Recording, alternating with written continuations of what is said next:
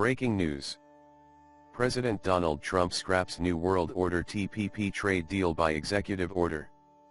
President Donald Trump signed an executive order withdrawing the U.S. from the proposed Trans-Pacific Partnership trade deal. Mr. Trump kicked off his first full week in office by issuing the major reversal of Barack Obama's signature trade deal, pulling away from Asia. The president strongly opposed the 12-country trade pact, a signature theme of his campaign, but the agreement had not yet received Senate approval, so the executive order was more of a formality.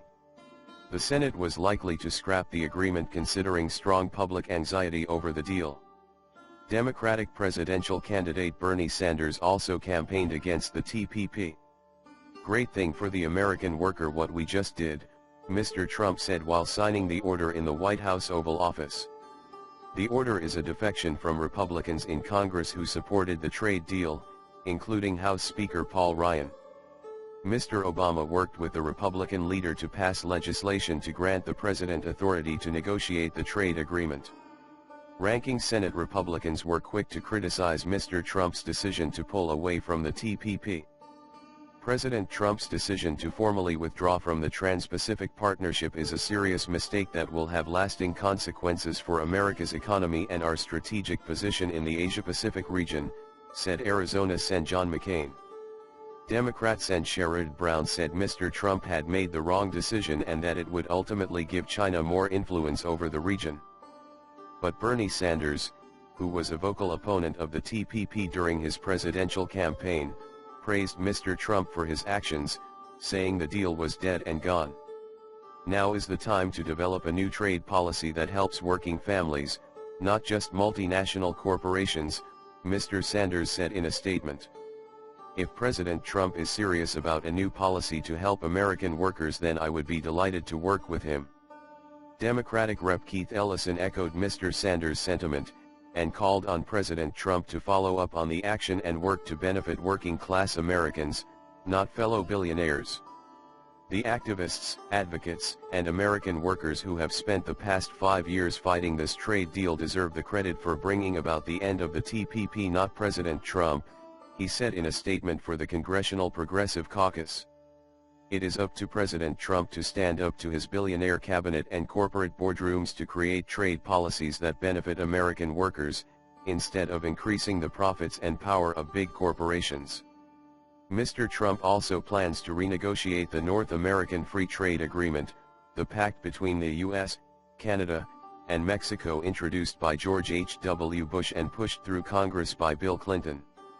On Sunday, he said he scheduled meetings with Mexican President Enrique Peña Nieto and Canada's Prime Minister Justin Trudeau to renegotiate the 2-decade-old trade agreement.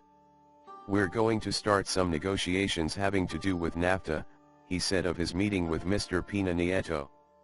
He said he would also discuss immigration and border security with Mr. Peña Nieto. During the televised debates before the 2016 election, Mr. Trump called NAFTA the worst trade deal maybe ever signed anywhere, but certainly ever signed in this country. The president criticized such deals in his inaugural address, during which he promised an America First approach to foreign policy. The phrase is rooted in anti-Second World War rhetoric in the U.S., and has been criticized as being anti-Semitic. "We must protect our borders from the ravages of other countries making our products, stealing our companies and destroying our jobs," Mr. Trump said in his short, nationalistic speech on Inauguration Day. "Protection will lead to great prosperity and strength." The TPP withdrawal order was one of 3 actions taken by the president in his third full day in office. He also ordered a freeze in government hiring and reimposed a ban on providing federal money to international groups that provide abortions. Mr. Trump has criticized international free trade deals for rewarding companies for outsourcing work and has attributed the loss of U.S. manufacturing to foreign labor. Earlier in the morning, Mr. Trump met with U.S. business leaders and said that he plans to penalize companies that ship their jobs overseas. "If you go to another country and you decide that you're going to close and get rid of 2,000 people or 5,000 people, we are going to be imposing a very major border tax on the product when it comes in," he said in the meeting, which included Tesla CEO Elon Musk and Under Armour CEO Kevin Plank.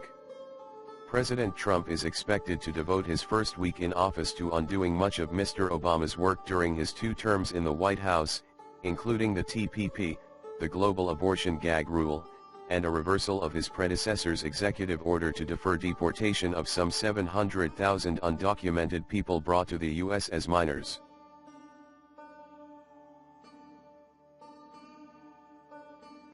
Thanks for watching. Don't forget to leave your comments.